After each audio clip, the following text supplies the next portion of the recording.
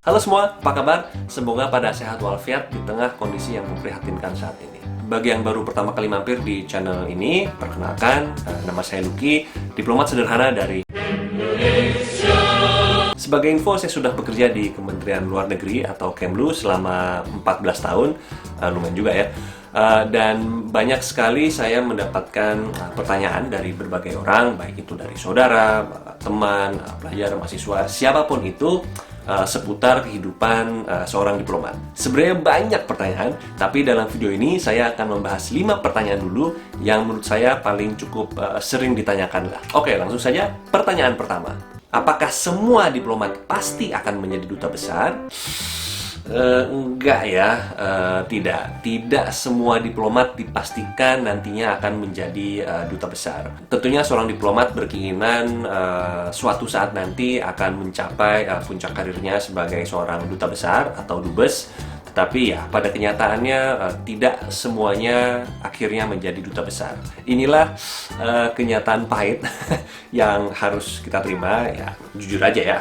Saya sih jujur aja. Tapi banyak kok diplomat yang akhirnya menjadi duta besar dan bahkan menjadi menteri. Tapi ya itu tentu tidak mudah. Saya sendiri ya belum tentu akan menjadi duta besar, jadi mohon doanya ya. Nah, bagi yang penasaran, inilah susunan tingkat dan gelar diplomatik yang berlaku secara umum. Tidak hanya di Indonesia, tetapi negara lain kurang lebih juga seperti ini. Setiap diplomat akan mengawali karirnya sebagai atase dan secara periodik selama karirnya naik sampai minister. Tetapi tidak semua diplomat nanti akhirnya akan menjabat sebagai ambassador atau duta besar. Karena tidak mudah dan memang jabatan duta besar itu adalah jabatan politis. Saya sendiri saat ini gelar diplomatiknya adalah sekretaris pertama atau first secretary. Jadi ya masih cukup panjang lah perjalanannya ya. Jadi sekali lagi mohon doanya. Oke, pertanyaan kedua. Apakah seorang diplomat harus mahir berbahasa asing? Kalau nggak salah tuh ada hampir 7.000 total jumlah bahasa yang ada di dunia ini ya. Ada yang bisa 7.000 bahasa mungkin? Ada? Dari pengalaman saya, bahasa yang paling sering digunakan antar sesama diplomat dan juga saat berinteraksi dengan counterpart asing adalah bahasa Inggris. Karena bahasa Inggris adalah bahasa yang paling sering digunakan dalam berbagai acara internasional, dalam berbisnis, dan kegiatan lainnya yang melibatkan banyak orang dari mancanegara. Oleh sebab itu, ya, kemampuan bahasa Inggris itu penting untuk seorang diplomat. Tapi ya, nggak harus kayak si Neng yang viral itu kemarin. Ladies and gentlemen, welcome on board Garuda Indonesia. Before takeoff, let's enlighten you with the safety aspects of this aircraft. Nggak harus seperti itu. Before takeoff, let us enlighten you with the safety aspects of this aircraft. Jadi ya, nggak usah kayak gitu juga sih ngomongnya. Tapi di zaman sekarang, hampir semua orang bisa berbahasa Inggris. Sudah standar ya. Si Neng tadi aja ngomongnya udah kayak Hermione from Harry Potter. Oleh sebab itu, akan menjadi nilai plus jika kita bisa bahasa asing lainnya selain bahasa Inggris, khususnya bahasa resmi yang digunakan di PBB, yaitu bahasa Arab, Spanyol, Prancis, Mandarin, dan Rusia.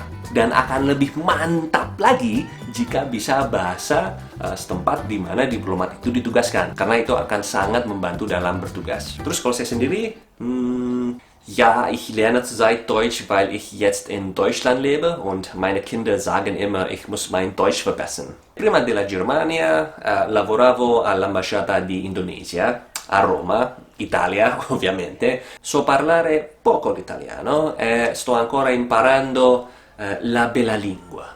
Lanjut, pertanyaan ketiga. Apakah pasangan seorang diplomat tidak boleh bekerja? Ini mungkin pertanyaannya kurang lengkap ya. Jika pertanyaannya apakah boleh pasangan, yaitu suami atau istri dari seorang diplomat Indonesia bekerja di Indonesia, tentu jawabannya boleh. Ya bolehlah, masa nggak boleh sih kerja di negara sendiri? Namun, pasangan seorang diplomat Indonesia tidak boleh bekerja di negara di mana diplomat itu bertugas. Dan tentunya istri atau suami dari seorang diplomat itu tidak wajib harus ikut ke negara di mana diplomat itu bertugas. Jadi ikut atau tidak itu sebenarnya adalah pilihan ya.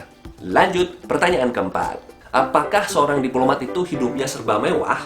Nah ini nih, mispersepsi yang paling besar. Kalau di film-film dan di acara TV itu image seorang Seorang diplomat itu selalu hidup mewah, pesta koktail, traveling di hotel mewah, memiliki mobil mewah, dan sebagainya. Diplomat itu sebenarnya adalah PNS, ya, pegawai negeri sipil, atau sekarang juga ada istilah ASN, aparatur sipil negara. Jadi kami digaji ya seperti PNS umum lainnya. Lalu mungkin di antara kalian ada yang bertanya, tapi kan kalau tugas di luar negeri gajinya $, bror. Ya itu benar, tapi ada peraturannya. Seorang diplomat yang bertugas di sebuah negara, negara A misalnya, belum tentu menerima angka gaji yang sama seperti diplomat yang bertugas di negara B. Jadi disesuaikan dengan biaya hidup negara setempat. Dan dari pengalaman saya, ya hidup di Eropa itu nggak murah, Bung. Tapi alhamdulillah kerja sebagai diplomat itu ya lumayan cukup lah untuk memenuhi kebutuhan keluarga. Jadi jika kalian ingin kaya raya, saran saya mungkin nggak cocok ya menjadi diplomat. Itu lebih baik terjun ke dunia bisnis.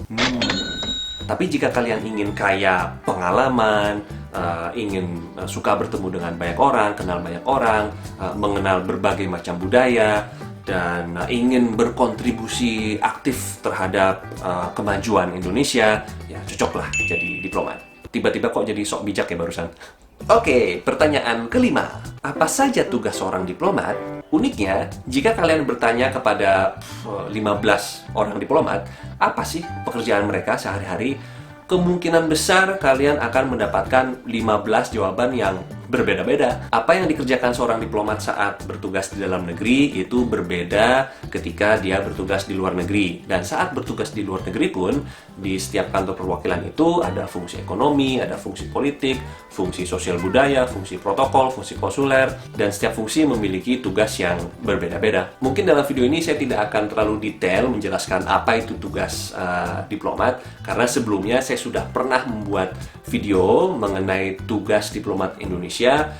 Kuncinya adalah 2P, 2R, 1N. Sekian dulu dari saya, semoga video ini bermanfaat. Jika ada pertanyaan lain, silahkan bisa ketik di komen di bawah.